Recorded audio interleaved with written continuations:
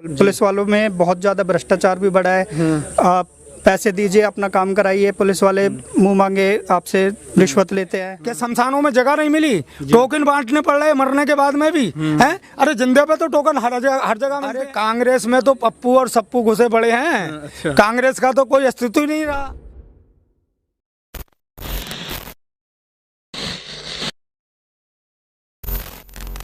नमस्कार आदाब, फैजान फारूकी नाम है मेरा। आप देख रहे हैं द पब्लिक व्यू। इस वक्त मैं मौजूद हूं पश्चिम उत्तर प्रदेश के ज़िला संभल में। ये संभल विधानसभा का गांव ईसागढ़ है। ये वही गांव है जो 2014 में सांसद रहे सत्यपाल सैनी, जो बीजेपी के सांसद रहे हैं, उन्होंने इस गांव को गोद लिया था। लेकिन जब मैं इस गांव में आया तो गांव की हालत देखने में ही खस्ता हालत लगी। जब इस गाँव में एंट्री की तो सड़कों का हाल ऐसा था कि गाड़ी कभी इधर से उधर, कभी उधर से उधर, मानो गाड़ी ना हो, कोई बचपन का झूला झूल रहे हों।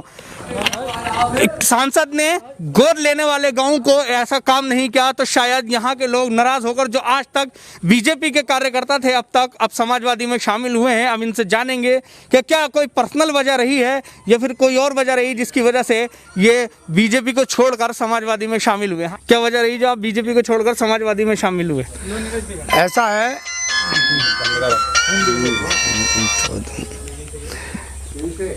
जिस समय 2014 में जब ये सरकार बनी थी जी, केंद्र में भाजपा की, तो इन्होंने एक नारे दिया था कि सबका साथ सबका विकास। इस कार्य को आगे बढ़ाते हुए प्रधानमंत्री जी ने घोषणा की कि हर सांसद अपने क्षेत्र का एक गांव गोद लेगा जी। अब गोद लेने का मतलब ये होता है कि गोद लेने के बाद में तो उसकी हर सुख सुविधा का ध्यान रखना पड़ता है जी। लेकिन गांव के अंदर रैटोल ग्राम पंचायत को हमारे इन्होंने गोद लिया, माननीय सांसद सत्यपाल सैनी जी ने। परंतु गांव में गोद लेने के बाद में हिचको ले लेती है सवारी, कोई भी हो, साइकिल हो, मोटरसाइकिल हो, कार हो, ट्रैक्टर हो, सब इतने गड्ढे और पानी की निकासी का भी कोई वहाँ पर वो नहीं है। अच्छा। तो इस वजह से इन्होंने केवल जो है, जैसे कि बच्चे को लेके कुछ लोग ऐसे होते हैं जो ईर्ष्या रखते हैं जी। और किसी का पड़ोसी का बच्चा आया और उसने देखा अरे बड़ा सुंदर बच्चा है, उस बच्चे को गोद में लिया और जोर से पटक दिया। तो ये काम माननीय सत्यपाल सैनी जी ने रैटोल ग्राम पंचायत को गोद लेने के बाद में किया। अच्छा। इस वजह से हमारे क्षेत्र के सारे लोग, हमारे गांव के सारे लोग जो रैटोल ग्राम पंचायत के लोग हैं, वो सब ये खिन्न होकर सब ने ये तय किया कि अब हम भाजपा को वोट ना देकर हम समाजवादी को वोट करेंगे और समाजवादी पार्टी में आस्था प्रकट करते हुए आज ये सारे लोग जो इतनी भीड़ यहाँ दिखाई दे रही है, सब समाजवादी में शामिल हो रहे हैं। कहीं ऐसा तो नहीं है, कहीं ना कहीं आपका सिक्स सेंस ये कह रहा हो कि अब जो सरकार 2022 में आ गई वो समाजवादी सरकार आ सकती है, तो इस वजह से आपके अब सत्ताधारी पार्टी की तरफ रुख कर लिया जाए? ऐसा कुछ नहीं है, क्योंकि अगर ऐसा होता तो अभी 3 साल तो केंद्र में सरकार चलेगी और अभी 10 महीने समथिंग इसके अभी हैं, तो सत्ताधारी पार्टी को छोड़कर कुछ नहीं पता। क्योंकि ये कहावत है गांव की कि गोद के को डाल के पेट के की आस नहीं करते हैं। जी, अभी एक्सप्लेन भी करते हैं इसको, ये तो मुझे भी नहीं पता। नहीं, एक्सप्लेन ये है कि अगर जो हमारी गोद में है वो अब जो सत्ता दिख रही है वो तो है, चल रही है, अब आगे किसकी बनेगी जरूरी थोड़ा ही है। जैसे बच्चा अगर पैदा होगा, क्या पता काना पैदा हो कि लूला पैदा हो, उसका क्या पता। अच्छा। तो जरूरी थोड़ा ही है, ऐसा कुछ नहीं है। अच्छा, फिर जब समाजवादी ही क्यों चुनी आपने? बीएसपी एक ऑप्शन हो सकता था या कांग्रेस ऑप्शन हो सकता था, क्या वजह रही कि समाजवादी ही चुनी आपने? अरे कांग्रेस में तो पप्पू और सप्पू घुसे पड़े हैं। अच्छा। कांग्रेस का तो कोई अस्तित्व ही नहीं रहा। अच्छा। अब रहा समाजवादी का सब उसका बीएसपी का सवाल, तो बीएसपी में अब 2 ही नेता बचे हुए हैं, एक तो हमारी बहन जी और एक सतीश मिश्रा जी। तो जब तक कार्यकर्ता और नेता नहीं होंगे वोट कहाँ से आएगा? अच्छा। क्योंकि कन्वेंस जो करता है वो कार्यकर्ता और नेता करता है, तो जब नेता और कार्यकर्ता ही नहीं बचे तो उसकी तो उम्मीद इसलिए ख़त्म हो गई। अच्छा। अब रहा सवाल समाजवादी का। समाजवादी जो है धरती पुत्र मुलायम सिंह, जो इसके वो थे संस्थापक, जिन्होंने धरती पुत्र मुलायम सिंह के नाम से जाने जाते हैं, वो किसानों के मसीहा हैं। किसान उनकी ओर देखता है, किसानों के दर्द को वो समझते हैं, क्योंकि हमारे जो देश है वो कृषि प्रधान देश है। 70% जो आबादी है वो किसानों की है। और किसानों के हालात इस समय जो देखे जा रहे हैं, 6 महीने हो गए बॉर्डर पे पड़े हुए और मात्र जो है 10-15 किलोमीटर का अर्सा है। कोई सरकार सुनने वाली नहीं है जो आकर उनसे वार्ता कर ले।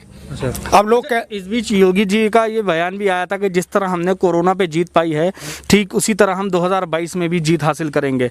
इस पर क्या मानना है आपका? क्या उनका बयान कहीं ना कहीं सही साबित हो सकता है? ऐसा तो एक अपनी अपनी सोच है जी, ख्याल अपना अपना और पसंद अपनी अपनी, क्योंकि कमीना एक को ढूंढो 1000 लाइन में मिलेंगे।